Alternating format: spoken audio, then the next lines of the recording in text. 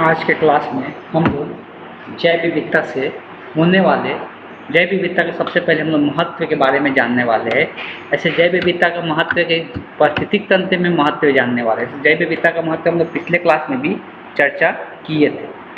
आज के क्लास में हम लोग पारिस्थितिक तंत्र में जैव विविधता का क्या महत्व है उसके ऊपर चर्चा करने वाले हैं। तो कई दशकों तक पर्यावरणविदों का यह मानना था कि जिस समुदाय में अधिक स्पीशीज होती है वह पारिस्थितिक तंत्र कम स्पीशीज वाले पारिस्थितिक तंत्र से ज़्यादा स्थिर होती है। तो बहुत साल पहले का बात है, उस टाइम लोग ये मानते थे कि जहाँ पे कम स्पीशीज होता है वो ज़्यादा अस्थायी रहता है, ऐसे पहले माना जाता था। ठीक है। अब जैविक समुदाय के लिए स्थिरता तथा तात्पर्य यह है कि प्रतिवर्ष उस समुदाय की उत्पादकता में अंतर नहीं होना चाहिए। वह समुदाय प्राकृतिक मानव निर्मित का बदलाव के रोकने वाला होना चाहिए। अब यहाँ पर लिखा हुआ है कि हम लोग को आज के डेट में अगर देखा जाए तो किसी भी समुदाय में जो उत्पादकता है उसमें कोई अंतर नहीं आना चाहिए। किसी भी समुदाय में जो उत्पादकता है उसमें कोई अंतर नहीं आना चाहिए। विशेषी स्पीशीज आक्रमण को रोकने की क्षमता वाले होना चाहिए। इस प्रकार के ध्यान देना चाहिए। डेविड टिलमैन ने लंबे समय तक प्रयोगशाला के बाहर भूखंडों पर प्रयोग किए कि टिलमैन के अनुसार पारिस्थितिक तंत्र में उन भूखंडों पर जिन पर अधिक जातियां थी उनमें वर्ष दर जैव भार में कम विभिन्नता पाई गई। मतलब जिस भूखंडों पे जिस पारिस्थितिक तंत्र में अधिक जातियां होती थी तो उसका वर्ष दर और वर्ष जैव भार कम विभिन्नता उसमें देखने को मिल रहा था। उन्होंने यह भी दर्शाया कि स्पीशीज की विविधता के बढ़ने से उत्पादकता में वृद्धि होती है। तो अगर स्पीशीज की जितना ज़्यादा विविधता बढ़ेगा वहाँ पे जितना ज़्यादा प्रकार की जातियाँ होगा वहाँ का उत्पादकता भी क्या होगा उतना ही ज़्यादा होगा, ऐसा इनका मानना था। पृथ्वी पर मानव जीवन के अस्तित्व के लिए अच्छी जातीय समृद्धि पारिस्थितिक तंत्र आवश्यक है। तो मानव के अच्छे जीवन के लिए अच्छे एक जातीय पारिस्थितिक तंत्र आवश्यक है। प्रतिवर्ष इस ग्रह से अनेक स्पीशीज विलुप्त हो रही है। कई स्पीशीज संख्या में घट रही है जिसका सीधा प्रभाव पारिस्थितिक तंत्र पर पड़ता है। वही चीज़ लिखा हुआ है कि हम लोग ऐसा भी देख रहे हैं कि बहुत सारी जातियाँ विलुप्त हो रही है इस ग्रह से। अगर अर्थ से बात करें तो बहुत सारे ऐसे जाति है कि उसको विलुप्त हो रही है, बहुत सारे स्पीशीज। अब बहुत सारे ऐसा स्पीशीज है जिसका संख्या भी क्या हो रहा है, घट रहा है। उदाहरण के लिए मेढक पारिस्थितिक तंत्र खाद्य श्रृंखला का एक महत्वपूर्ण अंग है। मेढक जो है वो एक खाद्य श्रृंखला के एक महत्वपूर्ण अंग माना जाता है, इसलिए मेढक भी जरूरी है पारिस्थितिक तंत्र में। यह कीट पतंगों के भोजन करता है। कीट पतंगों की संख्या बढ़ जाएगा अगर मेढक नहीं रहेगा तो। मनुष्य कार्यकलापों के कारण मेढकों की संख्या में कमी आ गई। तो मनुष्य के कारण ही ऐसा मनुष्य कार्य करे जिसके कारण मेढक में कमी देखने को मिल रहा है। अगर मेढक में कमी होगा तो कीट पतंग बहुत ज़्यादा देखने को मिलेगा। नकारात्मक प्रभाव पर्यावरण पर पड़ता है। मेढक के कम होने के कारण फसलों का नष्ट करने वाले कीट पतंग तथा मच्छरों की संख्या में क्या होने लगेगी, वृद्धि होने लगेगी, जिससे फसल वगैरह खराब होने लगेगा। तो इसलिए पारिस्थितिक तंत्र में सबका होना जरूरी होता है। इसलिए जितना ज़्यादा विविधता रहेगा उतना ज़्यादा अच्छा रहेगा। स्पीशीज के विलुप्त होने के महत्व को समझने के लिए स्टैनफोर्ड विश्वविद्यालय के प्रसिद्ध पर्यावरणविद पॉल एहरलिच ने एक उदाहरण प्रस्तुत किया। उन्होंने पारिस्थितिक तंत्र की तुलना एक हवाई जहाज से की तथा पारिस्थितिक तंत्र में पाई जाने वाले स्पीशीज की तुलना किलर से की। अब देखो यहाँ पर बात हो रहा है कि जो हवाई जहाज है उसका तुलना किया गया किससे, पारिस्थितिक तंत्र से किया गया। और जो स्पीशीज रहता है पारिस्थितिक तंत्र में उसका तुलना किससे किया गया, तो उसका तुलना किलर से किया गया। उसका तुलना किससे किया गया, किलर से किया गया।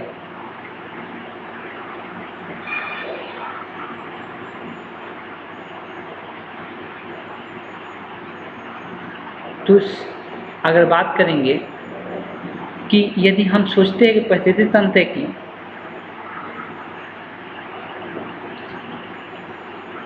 किलर का मतलब यहाँ पर जितना भी उसमें इन्वॉल्व होते हैं हवाई जहाज़ में वो सब चीज़ों से किया जा रहा है। यदि हम यह सोचें कि पारिस्थितिक तंत्र से अगर कुछ स्पीशीज विलुप्त हो जाती है तो पारिस्थितिक तंत्र पर क्या प्रभाव पड़ेगा, तो पृथ्वी पर 70,000 मोलस्कस के स्थान पर 50,000 मोलस्कस ही रहे तब पारिस्थितिक तंत्र पर क्या प्रभाव पड़ेगा। मेघालय की खासी पहाड़ियों से कुछ पौधे की स्पीशीज विलुप्त हो जाए तो वहाँ का पारिस्थितिक तंत्र पर क्या प्रभाव पड़ेगा। हाँ, इसका दूरगामी प्रभाव पड़ेगा। इसे हवाई जहाज़ के नीचे दिए गए उदाहरण से स्पष्ट समझा जा सकता है। अब इसको हम लोग समझेंगे अच्छे से कि क्या है, उसे किस प्रकार से अगर संख्या में किसी का कमी आता है तो उसको हम लोग बोल सकते हैं उसका क्या प्रभाव पड़ेगा पारिस्थितिक तंत्र पर, उसके पर हम लोग चर्चा करेंगे। वायुयान के विभिन्न हिस्सों को एक दूसरे से जोड़ने के लिए रिवेट की आवश्यकता होती है। वायुयान के एक दूसरे से जोड़ने के लिए एक रिवेट बनाना पड़ता है, तभी जाके ये जुड़ पाता है एक दूसरे से वायुयान। यदि हम रिवेट एक स्पीशीज मान ले और वायुयान का हर यात्री एक एक रिवेट अपने साथ ले जाए, तब वायुयान धीरे धीरे कमज़ोर होता चला जाएगा। जैसे कि स्पीशीज के विलुप्त होने पर पारिस्थितिक तंत्र के साथ साथ ही यह महत्वपूर्ण है। तो वही चीज़ बताया जा रहा है। वायुयान में रिवेट होता है। रिवेट एक यात्री एक एक रिवेट यूज करता है, ये रिवेट उसमें रखा हुआ रहता है जिसका इस्तेमाल किया जाता है।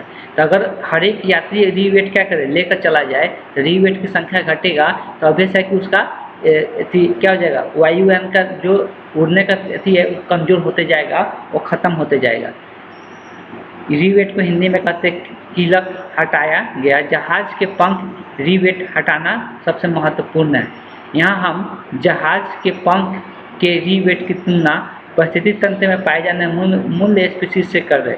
रिवेट की तुलना मूल्य पारिस्थितिक तंत्र से कर रहे। किसी भी पारिस्थितिक तंत्र के स्पीशीज बहुत महत्व है। अब देखिए अलग अलग तरीका से समझाना चाहते हैं कि जो स्पीशीज है ना, वो अब देखो हम अपने भाषा में इसको समझाते हैं, उसको समझना है। हम क्या बोलना चाहते हैं, जब एक पारिस्थितिक तंत्र का बात करते हैं तो उसमें अलग अलग स्पीशीज होता है।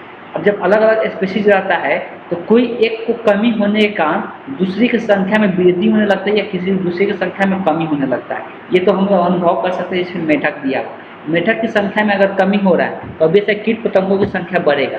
कीट पतंगों की संख्या बढ़ेगा तो उससे हम लोग का प्रभाव क्या होगा कि हम लोग जो फसल वगैरह उगाते हो फसल का नुकसान ज़्यादा देखने को मिलेगा। फसल वगैरह जो उगाते हैं उसका नुकसान देखने को मिलेगा, या कीट पतंगों से बहुत सारे परेशानियां भी देखने को हम लोग को मिलता है। तो ये सब उसको खाने वाला जीव जंतु होना चाहिए, तभी जाके इससे हम लोग सुरक्षित रह सकते हैं। तो पारिस्थितिक तंत्र में हर एक चीज़ को होना जरूरी है। जैव विविधता का ह्रास बोला जा रहा है कि जैव विविधता का ह्रास क्यों हो रहा है, मतलब खत्म होना। पृथ्वी पर जैव संपदा के तीव्र गति से ह्रास हो रहा है, इसके लिए मनुष्य क्रियाकलाप का जिम्मेदार है। तो ये जो बहुत तेजी से गति से पृथ्वी पर जैव विविधता जो है वो बहुत तेजी गति से कमी उसमें देखने को मिल रहा है। इसका कारण क्या है, इसका कारण मनुष्य है। IUCN के लाल सूची के अनुसार विगत 5 वर्षों में लगभग 784 स्पीशीज पृथ्वी से विलुप्त हो चुका है। IUCN का रिपोर्ट आया है, तो लाल सूची के नाम से भी जानते हैं। ये रिपोर्ट में बताया है कि 500 वर्षों में विगत अगर जब तक 500 वर्ष जितना दिन में बीता है उतना में कितना स्पीशीज विलुप्त हो चुका है, तो 784 स्पीशीज विलुप्त हो चुका है। और इस स्पीशीज में 87 पादप प्रजातियां हैं। अगर हम 784 का बात करेंगे तो इसमें कितना पादप विलुप्त हुआ है, तो 787। 338 रीढ़ वाली जो बोल सकते हैं वर्टिब्रेट होता है, जिसका रीढ़ का हड्डी होता है, वो जाति खत्म हो चुका है। 359 बिना रीढ़ वाले जो जाति होते हैं वो खत्म हो चुके हैं। जैसे विलुप्त होने वाला का डाटा दिया है। विगत दशकों से प्रजातियां विलुप्त हो गई है, उनमें मुख्य है कौन कौन सा प्रजाति विलुप्त हुआ है, उसका मुख्य नाम दिया हुआ है। डोडो दिया हुआ है मॉरिशस से, एस्ट्रिलस सी काउ दिया हुआ है कि रूस से हुआ है। ये अलग अलग जगहों से जो विलुप्त हुआ है। शेर के 3 प्रजाति विलुप्त हो चुका है। बाला G1 कॉस्पियन दिया हुआ है, तो ये अफ्रीका से विलुप्त हो चुका है। अलग अलग जाति अलग अलग जगहों से क्या हो चुका है, विलुप्त हो चुका है, उसका डाटा यहाँ पे दिया हुआ है।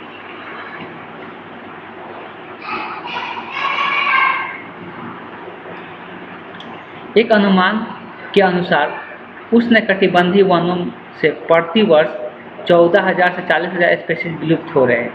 तो एक अनुमान के अनुसार बताया जा रहा है जहाँ उष्णकटिबंधीय क्षेत्र है, ये हम बता भी दिए है किसको उष्णकटिबंधीय क्षेत्र कहते हैं, वहाँ से लगभग 14,000 से 40,000 स्पीशीज विलुप्त हो रहे हैं प्रति वर्ष। राष्ट्रीय अनुसंधान परिषद संयुक्त राज्य के एक सर्वेक्षण के अनुसार 2100 तक विश्व की आधी स्पीशीज विलुप्त होने के खतरे में बन चुका है। बताया जा रहा है कि अभी 2000 कितना चल रहा है, 24 चल रहा है, तो ये 2100 आते आते लगभग बताया जा रहा है कि आधा प्रजाति जो आधा स्पीशीज जो है वो विलुप्त हो जाएगा। ये खतरा में इतना दिख रहा है। विगत 20 वर्षों में 27 प्रजातियाँ विलुप्त हुई है। अगर 20 वर्ष का बात करेंगे इसमें 27 प्रजातियाँ विलुप्त हो चुकी है तथा 15,500 से अधिक प्रजातियाँ विलुप्त होने के कगार पे है, जिसका नाम दिया हुआ स्तनधारी में 23%, उभयचर वाले में 32%, पक्षी में 12%, ये सब विलुप्त होने के कगार पर है, जिसके बारे में दिया हुआ है।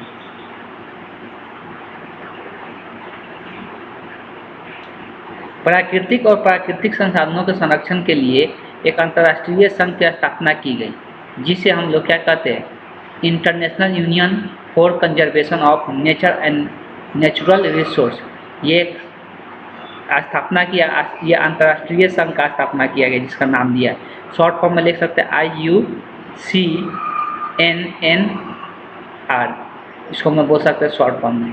तो ये किस लिए बनाया गया, तो जितना भी रिसोर्स है प्राकृतिक में, नेचुरल रिसोर्स या उसको कंजर्व करने के लिए इसको बनाया गया, उसको बचा कर कैसे रखा जाए। पौधे की लगभग 25,000 स्पीशीज की लुप्त होने वाली की श्रेणी में रखा गया है। तो 25,000 ऐसा श्रेणी बनाया गया है इसके तहत कि जिसमें बताया गया है कि इतना स्पीशीज विलुप्त होने के कगार पे है, विलुप्त हो सकता है। भारतवर्ष में 132 प्रजातियाँ लुप्त हो सकती है। ऐसा बताया जा रहा है कि भारत में कितने प्रजातियाँ लुप्त हो सकती है, मतलब ख़त्म हो सकती है। तो 132 अभी ख़त्म नहीं हुआ, उसकी संख्या बहुत कम हो गया, इसीलिए बोला जा रहा है।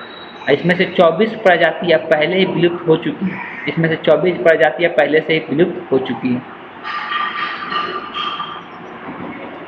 आगे संकटग्रस्त स्पीशीज। संकटग्रस्त स्पीशीज किसको बोलते हैं, जो लुप्त होने का कगार पर, उसकी संख्या बहुत यहाँ पर दिया है। इस श्रेणी में उन जातियों को रखा गया है जिनके विलुप्त होने का भय है, मतलब डर है, वो विलुप्त हो सकते हैं, जिनका बचाना कठिन है। ये स्पीशीज इसलिए संकटग्रस्त हो जाती है, उनके प्राकृतिक आवास किन्हीं कारणों से बदल दिए जाते हैं। अब इसके प्राकृतिक आवास बदल दी जाती है, इसके प्राकृतिक आवास को ख़त्म कर दिया जाता है, जिसके कारण ऐसा देखने को मिल रहा है। आगे दिया हुआ है सुभेग। तो सुभेग क्या होता है, तो उन पौधों को इन श्रेणी में रखा गया है, इन पौधों को इस श्रेणी में रखा गया है जिनकी निकट भविष्य में संकटग्रस्त स्पीशीज के श्रेणी के में आने का भय बना रहता है। अब देखो सुभेग में जो किसको रखा गया है, तो सुभेग में उसको रखा गया है जो ऐसा अनुभव होता है कि आगे चल के ये किस में जाने वाला है, संकटग्रस्त श्रेणी में ये जाने वाला है, उसको इस श्रेणी में रख दिया गया है, तो उसको हम लोग सुभेग करते हैं। अगर दुर्बल का बात करते हैं, इस श्रेणी में वे स्पीशीज को रखी गई है जिसकी संख्या अत्यंत कम हो गई है। तो वैसा जीव जिसकी संख्या बहुत कम हो गई है, उसको हम लोग किस श्रेणी में रख दिए हैं, ये एक लिस्ट बनाया गया है सारे स्पीशीज का, जिसमें दुर्बल में किसको रखा गया है, जिसकी संख्या बहुत कम हो गई है। ठीक है। आपत्तिग्रस्त में किसको रखा गया है, तो जो संकटग्रस्त और सुभेग दोनों श्रेणियों में रखे गए हैं। अब ये दोनों जो इसमें भी है और इसमें भी है, ये दोनों श्रेणियों में जो है उसको हम लोग किस में मापते हैं, तो आपत्तिग्रस्त में उसको रखा गया है। किसी क्षेत्र की जैव विविधता की हानि होने के निम्नलिखित प्रभाव। अब किस किस प्रभाव के हानि होने का क्या क्या प्रभाव देखने को मिलता है, किसी भी क्षेत्र में जैव विविधता का अगर हानि होता है तो उसका क्या क्या प्रभाव देखने को मिलता है, उसके बारे में दिया हुआ है। तो सबसे पहला जो प्रभाव होता है, उत्पादकता घटती है, मतलब जो प्रोडक्टिविटी होता है, जो उत्पादन होता है, वो क्या होने लगता है, कम होने लगता है, अगर कहीं पर जैव विविधता अगर कम होती है तब। पर्यावरणीय समस्याओं जैसे सूखा आदि प्रति प्रतिरोध में कमी आ जाती है। तो पर्यावरणीय समस्या उत्पन्न होने लगती है, जैसे सूखा आने लगता है, इस प्रकार के देखने को मिलता है। जल उपयोग तथा रोग चक्रों की परिवर्तनशील बढ़ जाती है, मतलब जल का उपयोग में वृद्धि हो जाता है, या जो रोग चक्र होता है, रोग में जो रोग देखने को मिलता है उसमें वृद्धि हो जाता है, जब हम लोग क्या देखने को मिलता है, जैव विविधता में कमी या हानि होता है तब। अब आगे दिए जैव विविधता का ह्रास के कारण क्या है, कौन कौन सा ऐसा कारण है जिसके कारण जैव विविधता में कमी देखने को मिलता है, खत्म होते हुए देखने को मिलता है। तो जैव विविधता में कमी या ह्रास के क्या क्या कारण है उसके बारे में हम लोग पढ़ेंगे। तो प्रमुख 4 कारण दिया गया है जैव विविधता का हानि होने का। पहला दिया है आवासीय क्षति और विखंडन। सबसे पहला कारण दिया आवासीय क्षति, उसका आवास क्या क्या किया जा रहा है, खत्म किया जा रहा है। बहुत सारे ऐसे जीव होते हैं जिनका एक फिक्स आवास होता है, जंगलों में रहने का। अगर जंगल काट देंगे, पेड़ पौधा काट देंगे तो उसका रहने का जगह खत्म हो जाता है, जिसके कारण उसका क्या होने लगता है, क्षति होने लगता है, खत्म होने लगता है। वही चीज़ को यहाँ पर दिया हुआ है। यह जैव विविधता का ह्रास का मुख्य कारण है कि इसका उदाहरण उष्णकटिबंधीय क्षेत्र वर्षा वन। एक समय पृथ्वी के लगभग 14% भाग में उष्णकटिबंधीय वर्षा वन थे। अब देखो, पहले पृथ्वी का 14% भाग क्या था, उष्णकटिबंधीय वर्षा वन था, मतलब वहाँ पर बारिश बहुत ज़्यादा होता था, वहाँ पर वन बहुत ज़्यादा था।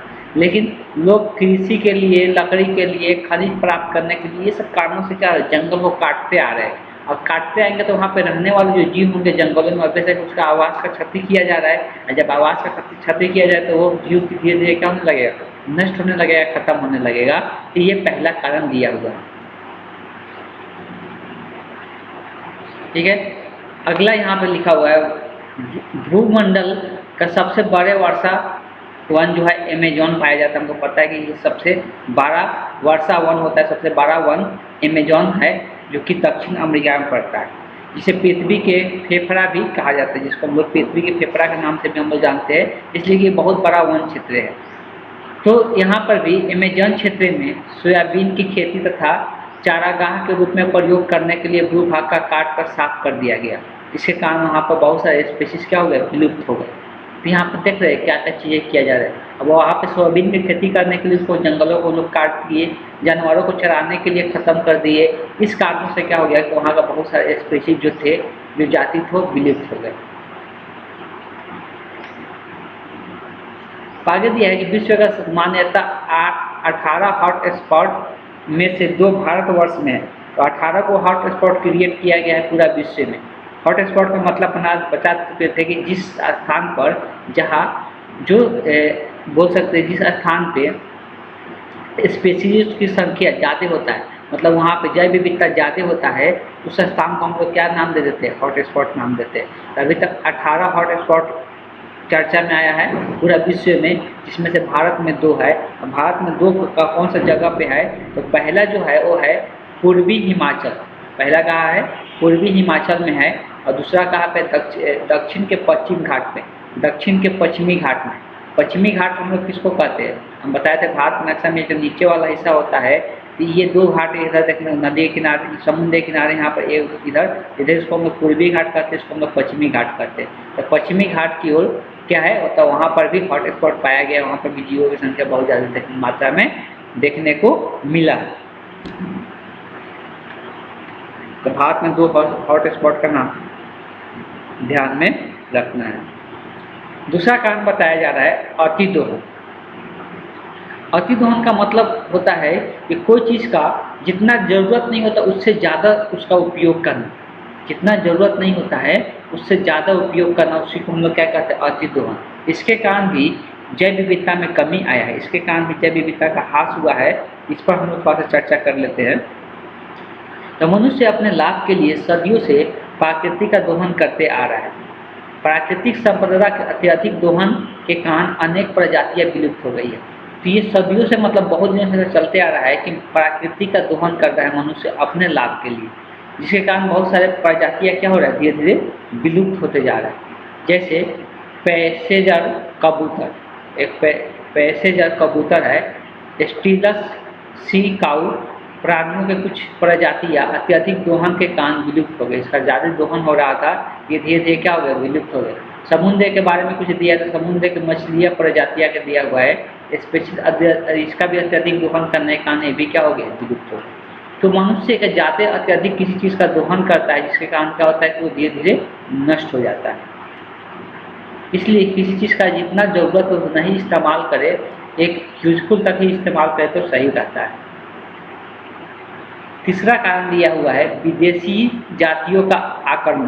तो विदेशी जातियों का आक्रमण के कारण भी बहुत सारे जाति लुप्त हो जाते हैं। अगर हम लोग बात करेंगे, जब हमारी प्रजातियाँ पारिस्थितिक तंत्र में प्रवेश करती है तो उनमें से कुछ नए वातावरण में बड़ी तेजी से अपने संख्या में वृद्धि करती है। तो वही चीज़ लिखा हुआ, जब हमारी प्रजाति या किसी परिस्थितिक तंत्र में जब प्रवेश करती है, जब कोई नया प्रजाति किसी परिस्थितिक तंत्र में आता है तो उसका वृद्धि शुरुआत में बहुत तेज़ी से बढ़ता है और उनमें से कुछ आक्रमण होकर स्थानीय जातियों पर को कमी कर देता है। अब इतना कोई अग्रहण अपने स्थान बनाने के लिए वो अपने आप को वहाँ पर आक्रमण करने लगता है, दूसरे जातियों को नष्ट पहुँचाने लगता है, जिसके कारण दूसरा जाति क्या हो जाती है, विलुप्त हो जाता है। तो ये भी कारण देखने को मिलता है। ठीक है, अब वैसे ही क्या कोई जाति आया, उसका ज़्यादा मात्रा में वृद्धि बढ़ते गया, अब उसका वृद्धि बढ़ेगा तो उसकी संख्या बढ़ जाएगा, तो वहाँ पर अपने आप को क्या प्रतिस्पर्धा उसका बढ़ जाएगा, जिस कारण दूसरा जाति क्या होने लगता है। जब दूसरा जाति अगर कमजोर पड़ेगा तो धीरे धीरे क्या हो जाएगा, दूसरा जाति विलुप्त हो जाएगा। इस तरह से हम लोग को देखने को मिलता है।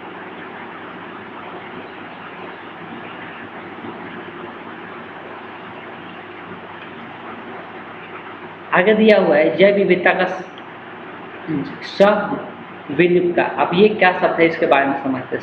सविलुप्तता का मतलब क्या है? जब पौधे एक प्रजाति विलुप्त होती है तब उस पर आधार कार्ड। देखो, अब इसका मतलब सिंपल समझ लेना है। सविलुप्तता का मतलब क्या होता है? हमको पता है कि कोई एक जाति अगर विलुप्त होता है तो उस पर निर्भर रहने वाली दूसरी जाति भी क्या हो जाएगा, विलुप्त हो जाएगा।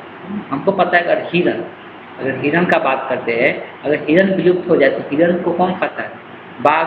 तो धीरे धीरे बाघ भी क्या हो जाएगा, विलुप्त हो जाएगा, इसलिए उसको भोजन प्राप्त नहीं होगा। तो वो चीज़ लिखा हुआ है, जब एक जाति विलुप्त होता है तो उसके कारण दूसरी जाति विलुप्त हो जाता है, तो उसी को हम लोग क्या कहते हैं, सहविलुप्तता के नाम से जानते हैं। इस बात को ध्यान में रखना है। ये 4 मुख्य कारण दिया हुआ है जातियों को विलुप्त होने का, ये 4 मुख्य कारण दिया हुआ है, जो कि ध्यान में सभी को रखना है।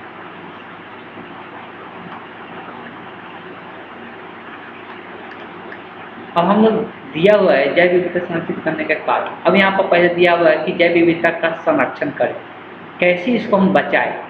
जैव विविधता का संरक्षण करना चाहिए। तो संरक्षण शब्द का मतलब होता है together and serve guard. Together मतलब एक साथ होना और गार्ड मतलब उसका रक्षा। तो पूरा इसका मतलब होता है कि एक साथ होकर उसका रक्षा करना। तो संरक्षण के वे उपाय है जिनके द्वारा पौधे और जंतुओं को लगातार जीवित रखना, उनकी उचित वृद्धि और विकास एवं प्रजनन को सुनिश्चित करना, मतलब उसका विकास हो सके, उसका प्रजनन अच्छे तरीक़े से हो सके, ये सब चीज़ों का ध्यान रखना, तभी जाकर वो संरक्षित हो सकता है। पादप संरक्षण के उद्देश्य में पौधे को समुचित देखभाल करना, फसली पौधों को अच्छी पैदावार देना और किसी प्रकार के दुरुपयोग कर रोकना, कोई किसी प्रकार का दुरुपयोग कोई कर रहा है उसको रोकना, ये सब काम करना पड़ेगा, तभी जाकर जैव विविधता को हम लोग क्या कर सकते हैं, संरक्षित कर सकते हैं। पादप संरक्षण की आवश्यकता का मुख्य कारण है तो मनुष्य द्वारा पादप संपदा अत्यधिक दोहन। अब देखो, मनुष्य के द्वारा ही क्या हो रहा है, किसी भी चीज़ का अत्यधिक दोहन हो रहा है। पादप अगर पेड़ पौधा का बात करेंगे तो इसका बहुत ज़्यादा अत्यधिक दोहन हो रहा है, तो उसको हम लोग संरक्षित कर सकते हैं अत्यधिक दोहन नहीं करके। ये हम लोग पर डिपेंड करता है। मनुष्य द्वारा अपने आर्थिक विकास एवं मुख्य सुविधा के लिए ऐसा कार्य करते हैं जिसके प्राकृतिक परितंत्र में क्या हो जाता है, बहुत बड़ा परिवर्तन देखने को मिल जाता है। तो हम लोग ऐसा कार्य न करें जिससे किसी प्रकार के प्रकृति का हानि हो या वातावरण खराब हो। इस बात को ध्यान रखना होगा, तब जाकर हम लोग जैव विविधता का संरक्षण कर सकते हैं। और संरक्षण का उद्देश्य क्या है, हम लोग संरक्षण को उद्देश्य समझना है। संरक्षण हम लोग क्यों करना चाहते हैं। ऐसे हम लोग बहुत पहले से भी पढ़ते आ रहे हैं, फिर भी यहाँ पर दिया पारिस्थितिक तंत्र और जैविक अजैविक भागों का आपस में संतुलन बनाए रखने के लिए हम लोग क्या करना चाहते हैं। देखो, जब तक जैव विविधता का संरक्षण नहीं करेंगे तो किसी एक का भी खत्म होने से उसको पूरा जैव विविधता पर असर पड़ता है, पूरा पारिस्थितिक तंत्र पर असर पड़ता है। इसलिए उसको संतुलन बनाए रखने के लिए, पारिस्थितिक तंत्र को संतुलन बनाने के लिए हम लोग को संरक्षित करके रखना पड़ेगा हर एक जाति को। संकटग्रस्त तथा दुर्बल प्रजातियों की रक्षा करना। इस हम लोग का उद्देश्य और है कि जो संकटग्रस्त प्रजाति है, जिसकी संख्या अब नहीं के बराबर बचा हुआ है, उसको बचाया जा सके, और जो दुर्बल जाति के है उसको भी रक्षा करके बचाया जा सके, ना कि आने वाला डेट में ऐसा ना कि पूरी तरह से खत्म हो जाए। सभी जातियों को पूर्ण जीन पूल का संरक्षण करना, मतलब सभी जातियों को पूर्ण जीन, मतलब जो पहले का जीन है उसको उसमें सम्मिलित रहने देना, उसको बचा कर रखना। जीवधारियों को मानवहित के लिए संतुलित रूप से उपयोग करना। अब जीवधारियों को अगर हम लोग उपयोग कर रहे हैं तो उसको संतुलित रूप से उपयोग करने के लिए हम लोग जरूरी है कि सबके जैव विविधता पूरी तरह से बना हुआ रहना चाहिए। प्राकृतिक संतुलन, अब देखो जैव विविधता खराब होगा तो प्राकृतिक संतुलन भी क्या होगा, खराब होगा। ये सब मुख्य उद्देश्य है जिसके कारण हम लोग चाहते हैं कि जैव विविधता क्या हो, संरक्षित होके रहे। ठीक है, आगे दिया है जैव विविधता संरक्षित करने के कारण। अब एक एक कारण दिया हुआ है कि हम लोग जैव विविधता का संरक्षित क्यों कर रहे हैं, इसके पीछे कारण क्या है, एक एक कारण को डिटेल में नीचे में दिया हुआ है। तो यहाँ से हम लोग ऐसा करेंगे, यहाँ से हम लोग नेक्स्ट क्लास में पढ़ेंगे। तो आज की क्लास को हम यहीं पे एंड करते हैं।